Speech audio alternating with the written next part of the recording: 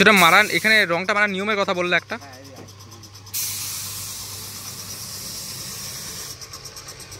এখানে একটা ব্যাপার পেন্টারদের মাথায় রাখতে লাগবে, সেটা হচ্ছে রংটাতে মারবো, এটা হাম্বার টোন কালার হওয়ার কারণে আমাকে একবারই চেষ্টা করতে হবে কাতলা কালারটা ফিনিশিং দেওয়ার জন্য।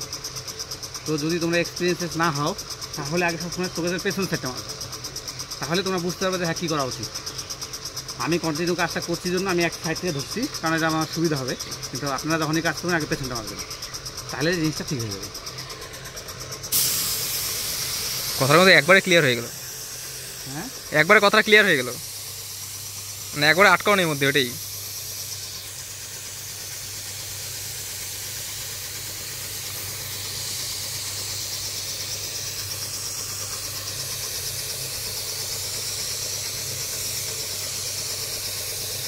কথা বলতে বলতে সব ঠিক হয়ে যাবে। হুম।